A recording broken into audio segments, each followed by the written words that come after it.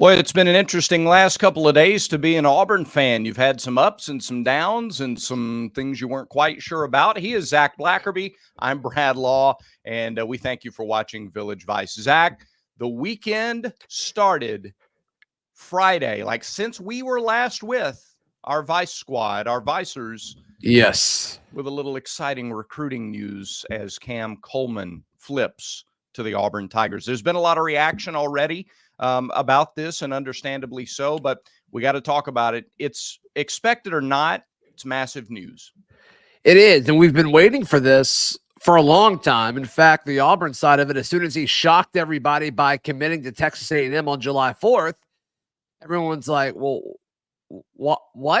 Why? I thought we were trending for this kid. And the staff did what they do, and they didn't back off. They don't care if you're committed elsewhere. If they want you, they're going to show you that they want you every single day. And eventually Cam Coleman flips, which is great for several different reasons, Brad. The biggest one is he's a stud. He can play football at a high level, and he's got the frame to do a lot of things, and the frame to add more weight, and the potential to be an early NFL draft pick when this is all said and done. But also, I think it sets the tone once again that Hugh Freeze and the staff, they go 6-6. And so many Auburn people after those last two losses of the season said, oh my gosh, this is going to destroy and devastate recruiting. Obviously, that is not true. Yeah. Obviously, that is a factually incorrect statement. And then the third one is they went to Central Phoenix City, Brad, a place that is in Auburn's backyard. It should be a place where Auburn can just pick the talent that they want. And for whatever reason, they haven't been able to do that in a long time. And they were able to kind of pull that off over the weekend. So Cam Coleman is huge for several different reasons, Brad. You got to hold on, obviously. Let me just throw that disclaimer out. Obviously, he's got to sign with Auburn ultimately, but let's take that disclaimer away. That's for everybody. That applies to everybody. But sure, isn't it interesting that, like you mentioned, as soon as he committed to Texas A&M, everybody still, yeah, okay, that's cute. Ultimately, he's going to end up at Auburn. I think that says a lot about the staff. It says a lot about it. It's not like Central has been a pipeline. It's not like any of these things have just been in place and yet expected for months and months and months. Right. And the fact that he still wants to come despite there being a bunch of other really talented wide receivers too. I mean, I think Cam Coleman, I think Perry Thompson, I think Bryce Kane, I think Malcolm Simmons, they all bring different things to that very, very young and very, very talented wide receiver room. So, I mean, their pitch had to be Auburn. I think the playing time will be there. I think the fit will certainly be there. But this is a kid that I think surprising people was important. I think he wanted to drop it in a random afternoon on a Friday when maybe some people were tuned out away from recruiting. But also, Brad, let's call a spade here. This was the first day after the dead period ended. And where did Hugh Freeze go? He went to Central Phoenix City to talk to Cam Coleman. I think that sent a message as well. Yeah, absolutely agree. And that's a terrific, there's so many other big time players that are going to come from that school. You've got to have that pipeline. It's one of the schools in the state. It's one of the 5 or 6 schools in the state. You must have an in. You must have a connection. And if you can build a pipeline, that's great, but you got to at least have a foot in the door. And now they have that. And this is a guy who all expectations would be that he's going to be an immediate impact player in this offense. Now, the question is, and maybe this takes us into our second point here in just a moment, is the transfer portal window officially opens this week. So, do you think Auburn goes to the portal for a receiver, or do you think that massive freshman recruit, that incoming freshman class mixed with the returning players, the guys that will return in that wide receiver room, do you think that's all? I think when you look at Auburn's wide receiver room, I think there's going to be a ton of turnover. So the guys coming in, Perry Thompson, Malcolm Simmons, Cam Coleman. I think that speaks for itself. Yeah. And Caleb Burton. After that, I don't know who's going to be on this roster. Javarius Johnson was introduced as a senior before the Iron Bowl for Senior Day. Yeah. That's typically a, hey, this is your last game, thank you so much type thing. And there were other people in his situation from an eligibility standpoint that did not walk. So I think that's worth noting. Coy Moore already transferred once from LSU. He's an upperclassman. Assuming he graduates, he could transfer at some point this offseason. Malcolm Johnson Jr. has his free transfer left. Is he like excited to stay? I don't know. I can't imagine he is. And then Cam Brown's the other one. He's got a free transfer as well. So Yeah. I don't know. I don't know how many of those guys are going to stay, Brett. It would not shock me if all of those guys left. All of them. And so then Auburn's in a situation where they've got 4 true freshman receivers and then a redshirt sophomore and Caleb Burton. And so to me, yeah, I think you have to pound the portal because I think you need some leadership. I think you need some older guys that can kind of show these younger kids what it takes and what it looks like to be a college wide receiver. They've got to do better than what they did this last cycle because I think bringing in Nick Mardner, Shane Hooks, and Jair Shorter, I don't think it made the receiver room better. And so we got to assume that their approach to that position will be different this year. Yeah. Maybe. I mean, I think we're all surprised that those guys didn't have the impact that we expected them to have. I mean, we talked on our shows in August about, who's going to be the closest to 1,000 yards from this receiving core. We kind of thought that at least a couple of those guys would turn in really big seasons. So I don't think it was expected that they just wouldn't quite have the punch or the firepower that or lack thereof that we wound up seeing.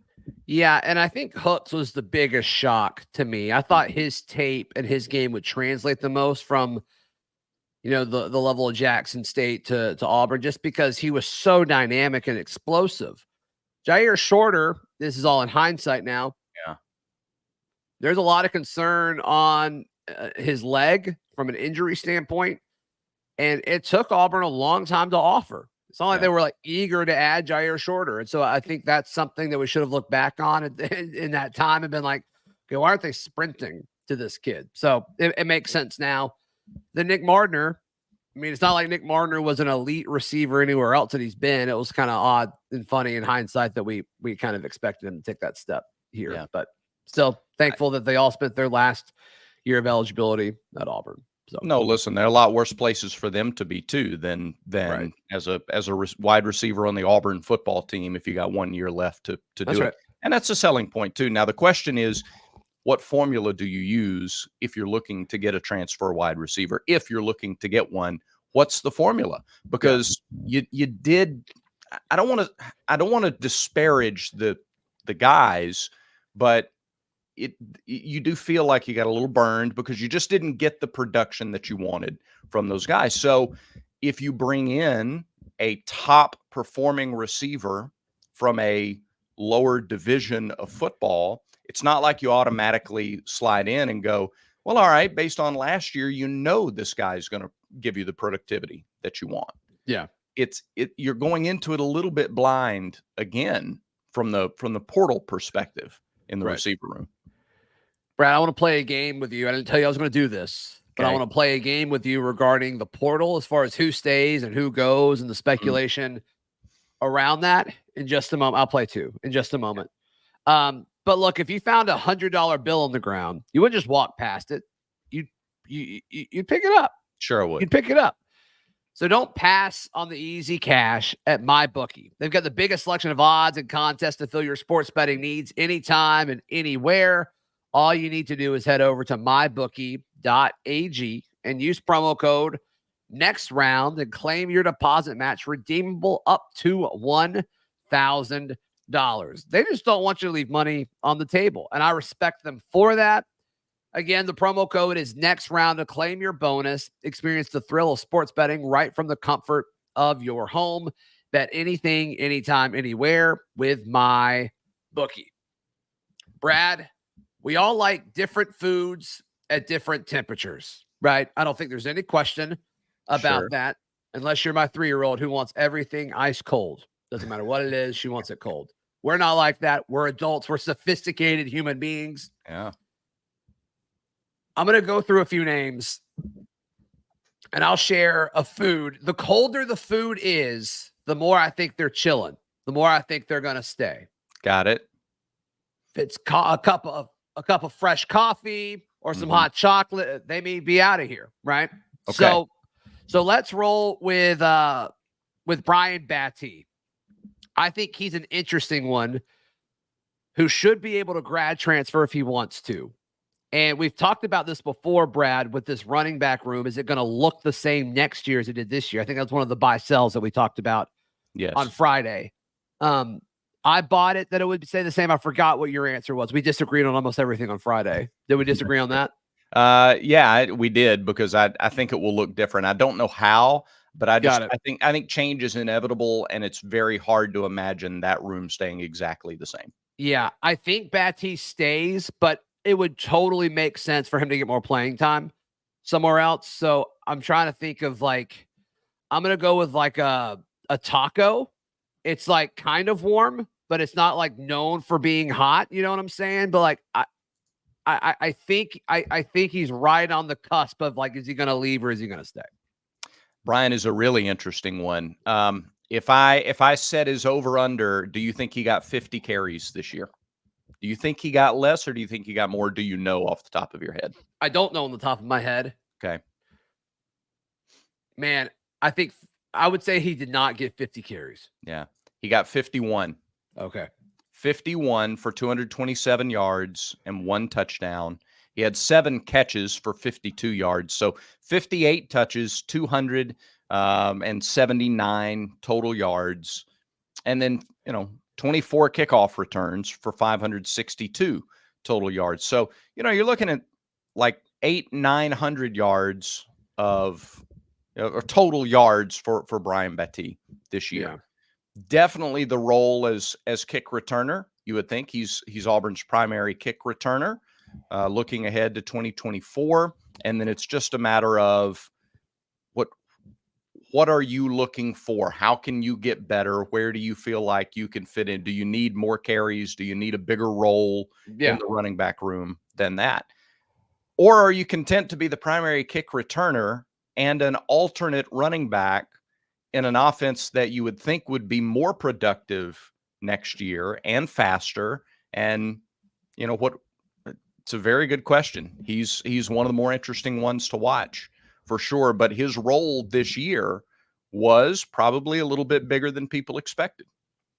I think it depends on who you ask, because I think a lot of people thought he was going to be it.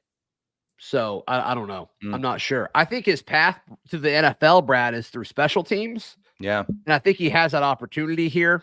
And so it just depends on what his approach is. But yeah, he's an interesting one to me. Another one is Javarius Johnson. We mentioned him a second ago. Brad, where are you in regards to Javarius Johnson? Because he did the whole Senior Bowl thing, but he was Auburn's best receiver in the Iron Bowl. So I don't know. I don't know what happens with Javarius Johnson. Is Javarius a guy who's going to have really high pro prospects? Is he a guy who's going to have a long NFL career? I don't think so. Objectively, probably not. That's a tall mountain to climb. Yeah. And that's not to disparage Javarius. He's been a solid player. He was not healthy for this full season. Brad, that's been something he's dealt with his whole Auburn career. And I don't think it's his fault. I think it's just really, really unfortunate. The thing that he got hurt with in the fall, correct me if I'm wrong here, but it was Freeze talked about it with his, he got hit by a helmet or something and had stitches in his mouth or something like that. That's not even football related, really. That's just sounds like a fluke accident. So that to me is the biggest thing that's held VAR back. I also think you got to consider NIL with some of these decisions that these guys are making. If they've got another year, and quality of life, you have to think about too. So If you tell me that I can make NIL money and I can play another season and I can potentially have my most productive season ever, yeah, and I do it at Auburn, that's really attractive to Yeah. me, especially like if you go into Javarius and you say, listen, we got all these new guys coming in, and they're going to be on the field a lot. These new guys are going to be on the field a ton. Right. But we need some veteran leadership. We need a guy like you to hang around, and it doesn't have to be all on you to produce, but you're going to be productive. Look, 14 of his 19 catches came in the last 5 games. Yeah. So if you project that out, you're looking at a 30 to 35 catch kind of guy. And boy, 300 of his yards came in the last 5 games. So 30 to 35 catches, 700 yards or so, and another year living in Auburn, being a part of this program. What sort of better, like, where will he go to have a better setup, big picture, than that? Yeah, I mean, I think there's also this element of, does he just want a fresh start somewhere? Sure. I mean, there is a human element in this too. So we'll see.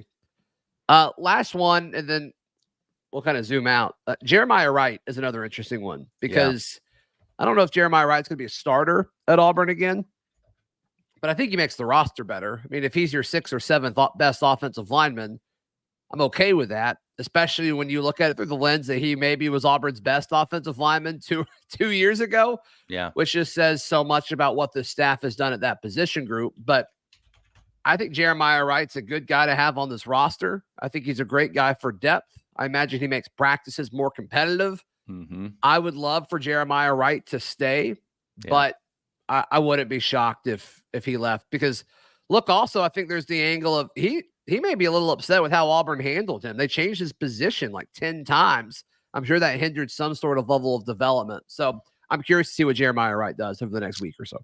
Yeah, I am too. This staff didn't change Jeremiah Wright. So that's correct. You know, and I think that, and we've talked a lot about the offensive line development this year and the way that this staff has made the offensive line as a whole better. And I think they're really strong at developing players. So, and he's got a ton of family in this area. Okay. I think of all the 3, he's the one that I would be most surprised if they wanted a fresh start somewhere else, just just because of those reasons. That's encouraging. Brad, you want to talk a little championship game action? It was a good weekend of football. It was a good weekend of football. And by the way, if you needed, if you didn't pick winners, like I picked in our Village Vice 6-pack, I picked 4 of the 6 correctly. Might I have had better luck with lanceslock.com?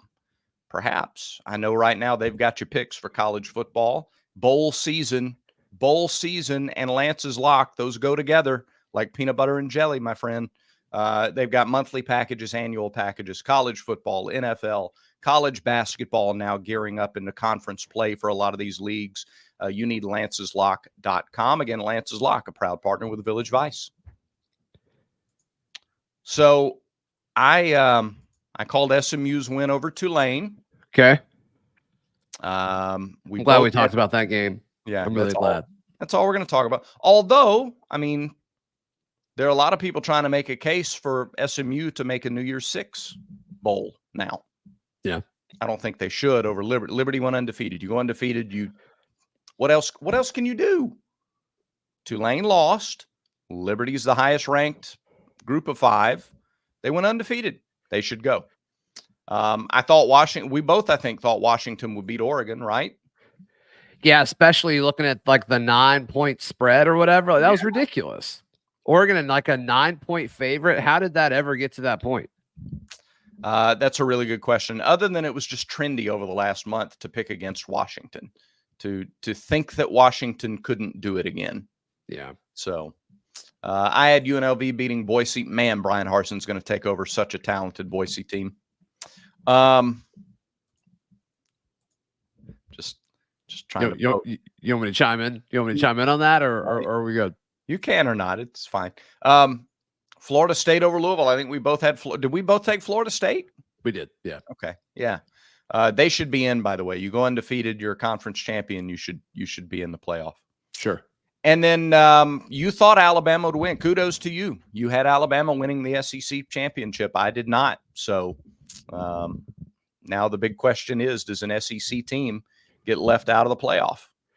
Yeah, and I mean, it's not looking like it. I think you can certainly make the case that there shouldn't be one. I'm of the mindset if you win the SEC, you're a top 4 team, and you were a top 4 team as far as deserving to go. But all the arguments against it, I totally get. Texas beat Alabama. I totally get that. Yeah. FSU, they're down to their third string quarterback, but the committee has been instructed not to value injuries, not to discuss injuries. So like that's a moot point up to this point. And like you got to put Washington and Michigan in, obviously. So it doesn't appear that there's going to be an SEC team, but we'll see, Brad. Here's where that trickles down and affects Auburn, because we've been assuming an SEC team in the playoff all year long. I mean, right. we sort of go into every year assuming there's going to be an SEC team there. All right. So if there is no SEC team in the playoff, now you have to backfill your New Year's Six bowls. There's going to be multiple. Georgia and Alabama will have it New Year's Six bowls for sure. Where does Ole Miss fall? Yeah. Do they slide down? Does LSU slide down? Your bowl tie-ins now are going to get populated with these teams that you thought were going to be in the playoff or New Year's Six bowls. But because they're not in the playoff, they're in a New Year's Six. And because they're not in a New Year's Six, now they're in one of these others. And there is a little bit of a trickle down now when it comes to Auburn's bowl projection. And I know we'll find that out relatively soon, but that is something to think about with these playoff announcements. Yeah, no, I think that's worth noting. And so we'll learn more about all this later today as we record this Sunday morning, Brad. So looking forward to all of that. But in the meantime, it's about all we got for today's show. It is. We appreciate everybody watching. As always, remember, everyone has vices. Even on a Sunday, everyone has vices. Make sure Village Vice is one of yours.